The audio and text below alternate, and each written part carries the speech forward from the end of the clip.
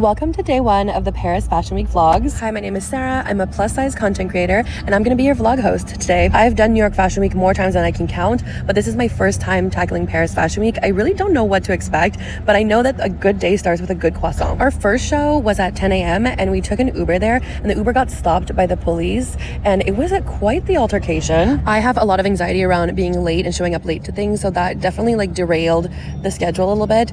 Also, technically I had front row seating for this show, but they do say to arrive 30 minutes early to secure your spot, because if you're not there, they got to fill your spot with someone else and they don't have time to wait. I got the invite through an agency that does a lot of shows for New York Fashion Week, so I already had that contact, which was great because it's so daunting to arrive in a new city where you have no contacts. I loved that this first show had a lot of age diversity on the runway, which is something that we so rarely see. Anytime a show shows any kind of diversity, I think that's super interesting. We definitely need to be seeing more of this in the fashion industry. The only thing I will say is there was a photographer taking photos of everyone in the front row and he literally skipped me, and I would say, okay, this is a coincidence, but my outfit was cute, and honestly this happens too often. The big girls are just never photographed unless we have this insane outfit, and I don't want to say that it was deliberate, but I feel like it kind of was. Then we just randomly stumbled upon Felix from Stray Kids leaving his hotel. My sister was freaking out. I was super proud of my outfit yesterday. I really liked how I styled everything. The weather in Paris has been absolutely beautiful,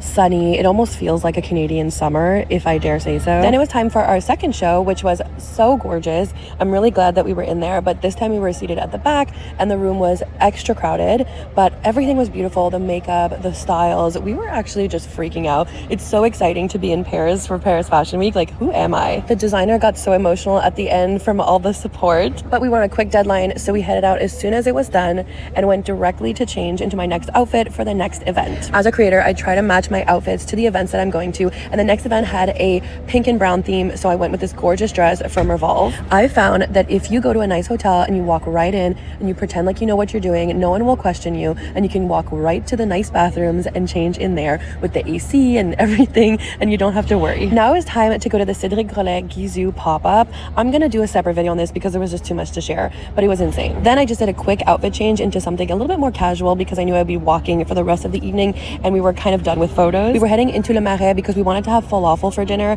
but first, before the sunset, we wanted to head to Place des Vosges. Le Marais is such an adorable little neighborhood of Paris. It's just a must-see. We got there just as the sun was setting for a little glow on the buildings and the moon was coming out. It was just so romantic. Then we got our falafel plate that we were so desperately craving. We had this last time we were in Paris and we just knew we had to come back because I just love falafel so much. And then we ended our night watching the Eiffel Tower sparkle in pink for Breast Cancer Awareness Month. Not a bad first Fashion Week day.